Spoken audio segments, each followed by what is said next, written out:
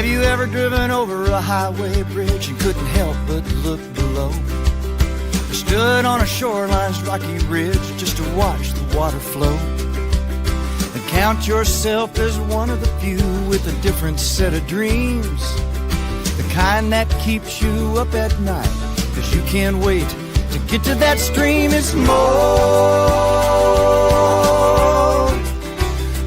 than a river. It's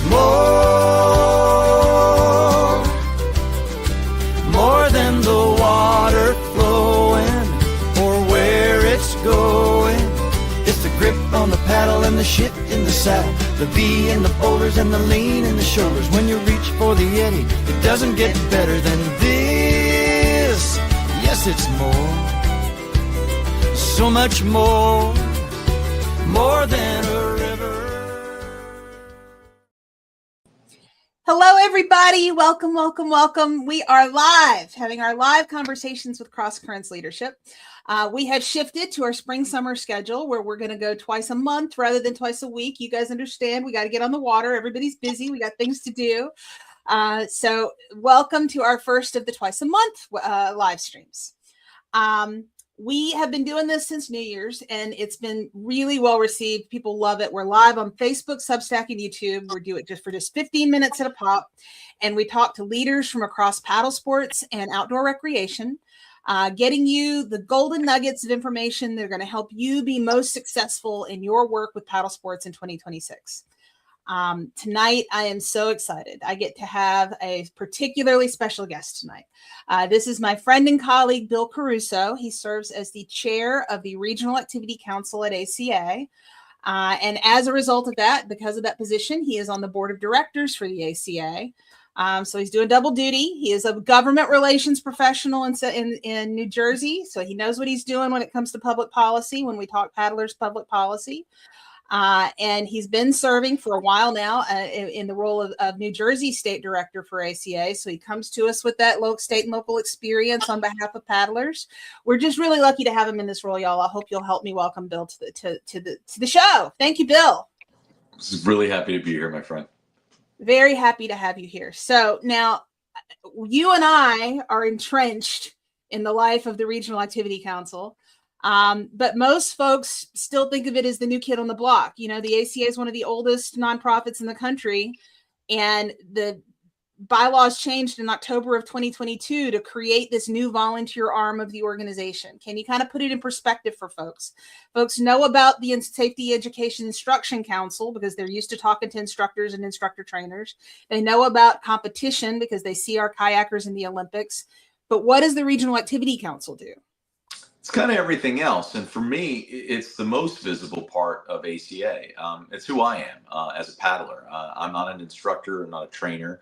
I'm not even a formally trained paddler. I also don't compete. I'm a solo distance paddler. I'm somebody that I think meets with a lot the sort of characteristics of a lot of our members, right? Got involved for sport, for hobby, for recreation. Fell in love like we all do, right? You fall in love with the water and you fall in love with the whole community, right? That's there.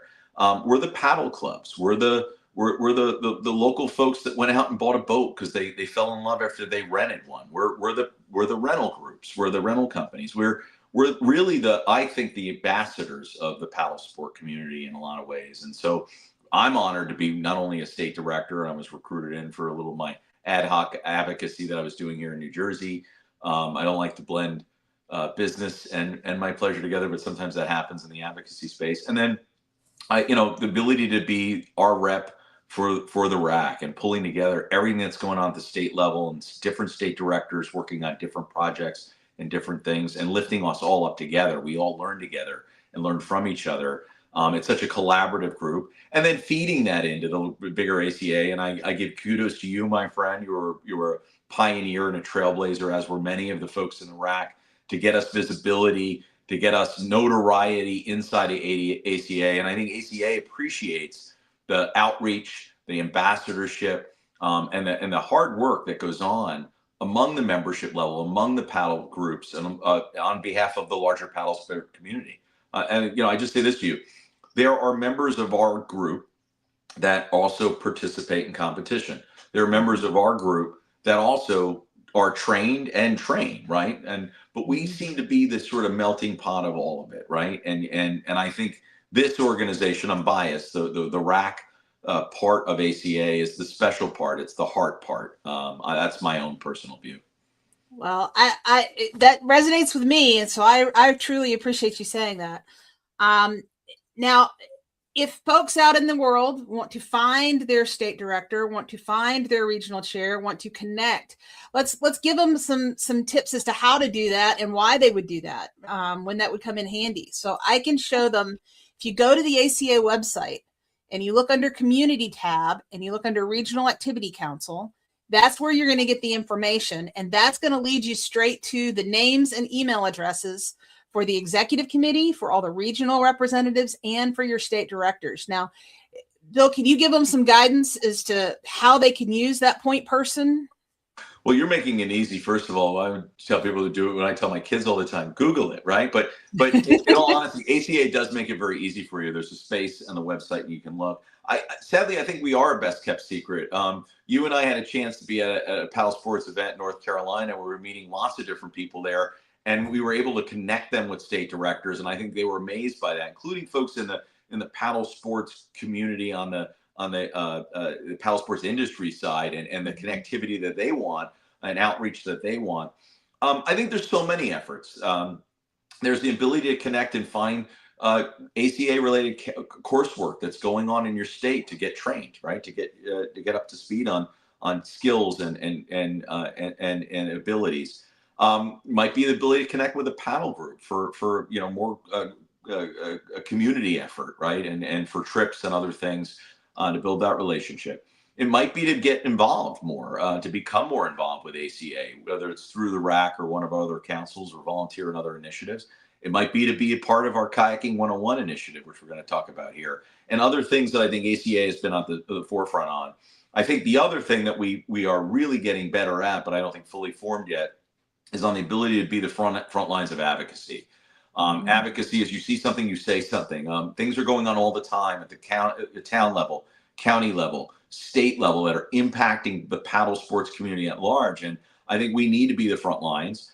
And some of that is bad things that are happening, right? Denying access, mandating certain things that aren't good for paddle sports. But some of them are good things, like spending money, government money, taxpayer money on paddling resources. And we should be at those tables. We should be helping to guide some of those expenditures of funds that benefit the paddle sports community. So I see so much interaction through the RAC, but if you're looking to be involved, get in touch with your state director, and then they feed up the chain to the regional directors, up through the RAC itself, and all the way to the board. So you don't have to fight these fights alone. You don't have to figure it out on your own. There's a whole community waiting behind your state director. Yeah, I tell people all the time, this is what we're building here, is a national infrastructure of state and local ambassadors for paddle sports that can help connect people to resources. And the state director doesn't have to have all the answers, but they've got people to help them. They've got you and me and the regional chairs and all of the resources of the ACA staff, so that we can help answer people's questions when they don't know where to look or who to ask. Hit the easy button. Yeah, hit the easy button. And I mean, it is an all volunteer run arm of the ACA, just like Safety Education Instruction Council is, just like Competition Council is, right? But we have standard email addresses, so that even if the volunteer in that role changes, you still are reaching the right person who can help you. So, all right. So with that in mind, now that we've talked about it being kind of a one-stop shop for how to go get your questions answered, how to connect to some resources at the state and local level for paddle sports, let's talk about kind of what we're all in the nitty-gritty of this time of year. We're getting ready for National Safe Boating Week. And for me, that means I am neck deep in Kayaking 101 details. We also have a new pilot project in another state. You're kind of this is your first year being in this maelstrom. Why don't you tell the world about it, because I'm probably too close to it. So why don't you give them the high level view?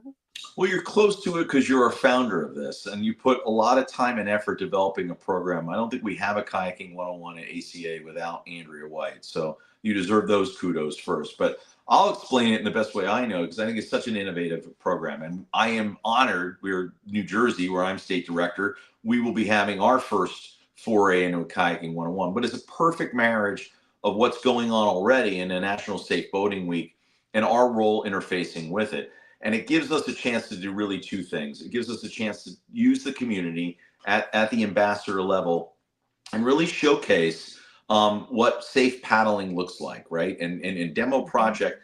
But we get a chance to amplify that far beyond just the one event by tapping into National Safe Boating Week. And, you understand media, you understand media relations, you understand that there are slots that the news is looking for on these types of days. And, a visual that you provide for them. Again, we talk about hitting the easy button.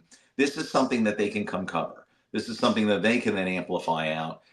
It's something that government loves to interface with. And that's one of the partnerships that we create here is it's an opportunity to interface with government. The sponsors, we usually use a state partner. We've been a little nimble this year on some other things. We'll come to that. But this is an opportunity to interface with government in a positive way and showcase ACA and our local RAC relationships. Its ability to partner with paddle groups and paddle communities in the states too, a lot of which we get our instructors from. And it's an entry-level event where we're literally showcasing safe paddling, safe skills in a water environment. And it has been an approachable event. It is I don't want to say too easy because there's a lot of work that goes in behind the scenes on the planning. I mean, we've been planning for months on this to get there. I think it's low impact, though, from our partners. I think the government folks understand that ACA is bringing them, RAC is bringing them a sort of built to go effort. I think we have the ability, as Andrea said earlier, the state directors can tap into the resources, right, with the paddle clubs and with our instructors on the ground to bring this to the table. And it gives the ability to start a conversation with these paddle communities. A lot of folks are entry level and continued education down the line. One of the things we continue to see as we do these programs is the government partners want to continue this throughout the season, replicating it with volunteers. It's fantastic. And I applaud Andrea not only for the vision of helping to kickstart this and get it going, but also not creating too much rigid structure. We have a structure here because it has to be somewhat uniform, but we break apart a little bit. In New Jersey, we're not working with a state partner. We're working with a fantastic county partner who have really lifted up Paddlesports, and we both wanted to partner with them for that reason. And also, they're really good to work with. And then we have another program we're going to be piloting this year that, may be the way we work with colder climates. We're frankly in early May, getting on the water is not practical for something like this. So we're redesigning an effort there. We're going to pilot this in Oregon. We'll come to that in a minute. But this is an innovative program. And if you look at this graph, we started small. We bit off a couple chunks here that we thought we could use as demo projects. And it's built and it's built and it's built. I think each year we're growing now. And I think inside of ACA, there's also excitement about this program in and of itself, representative of what ACA stands for. Yeah, no, it's been amazing. So one day a year to kick off National Safe Boating Week, we recruit nationally certified ACA instructors to come teach an affordable class. And they come as instructor volunteers for the day, even though this is what they do for a living. This one day a year, they come as volunteers, and we teach an affordable class that costs $15 and includes a free kayak rental. And we get that donated by the folks in the community, whether that's state parks or local outfitters, local paddling clubs. We solve the problems lots of different ways. But we started in 2022 with 1 state and 12 locations. We doubled in 2023 to 2 states and 24 locations. In 2024, we got to 7 states. In 2025, we had a bit of a hiccup, went to 5 states, still a very successful year. And now in 2026, we're on track to do 8 states. We're going to have 8 states this year, plus, as you mentioned, our Fit to Float pilot in Oregon as an alternate event model for folks where it's too cold to go on the water, or maybe we don't have as many volunteers available. All told, we're partnering with the Coast Guard Auxiliary, with the Army Corps of Engineers, with 10 state agencies and multiple municipal agencies, and about 50 plus local partners to pull this off. There are hundreds of people pulling this off, and many from your community. So it's an incredibly, talking about being the heart of the ACA, it's an incredibly heartwarming event to be connecting all these paddle sports leaders and flooding the zone on social media and media with photos and videos of people learning how to be safe on the water and having fun. That's it. It really is. So with all of that in mind, if there was one sort of takeaway that you want to give folks about reaching out to their state director, their regional chair, the RAC, and understanding how this can be beneficial for them and their community, what would you want to tell them? It's there for you. And we said this earlier at the top of the show. We're there for questions. We're there for ability to get further training. We're there to guide you in terms of what paddle groups are around you and what's going on. We're there to talk to you about events that may happen. We're there to help you create ideas and events that you want to do and collaborate. We're also there to help you become more involved in ways that you may want to be more involved with the RAC. If you're in the paddle sports community, you need to be in touch with your state director. You should at least be a member of your state's Facebook page. We do a lot of communication through our state Facebook groups. Every state has one. So I would encourage you, if you're on the water and this is something you've fallen in love with, and you own a boat now, you own a PFD, right? You own this stuff. Get involved, and you can get involved very easily by reaching out and joining our Facebook group wherever you are. I think that's the way. I think that gives you the ability to be participant in one of these events that we're doing. It gives you the ability to be part of a larger community, and it gives you the ability to stay in touch on what's going on and pick and choose as you need. Like I said in the beginning, I'm a solo paddler. I don't have a lot of band of music around me when I go, but I believe in this sport. I believe in this community, and I understand that, by the way, sharing my experience is important too. I recap a lot of my trips that I'm out on 20-mile paddles in remote areas because I like sharing that experience so others can replicate it if they want. They can learn from what they want. That's what our community is about. That's what ACA is about. And I think more importantly, that's what the RAC is about. And that's why these state directors are there. So be part of it, get in touch, and definitely join on the social media side. I love it. I love it. Thank you so much, Bill. I'm going to give a couple of quick announcements. Please hang out with me just for a sec. Guys, I want you to know the next live conversation we're going to do is going to be on Wednesday, April 22nd. Now, where the guest that night is going to be Virgil Chambers. He is coming as a charge lead from the National Association of State Boating Law Administrators on the Paddle Sports Committee. And he's going to be talking about an intro to kayak curriculum that NASBLA is publishing that is going to be available for all paddle sports educators. So come on April 22nd, 7 o'clock for a few minutes and find out all about it. I also want to tell you that feel free, please sign up on my Substack so that you can get the email updates. It's a free subscription, and that just means you get email updates of the news that I'm putting together from the paddle sports world. And that way you don't miss out on any of your favorite speakers. We're about to go through a very busy season, and it's really great to have that sort of tidbit coming in, trickling into your inbox when you need it, when you need a little break. And if for those who choose to upgrade from the free subscription and help keep me caffeinated, support our work in the community, that is always appreciated. So please go ahead and click that link on the Substack and subscribe so that you can get those updates along the way.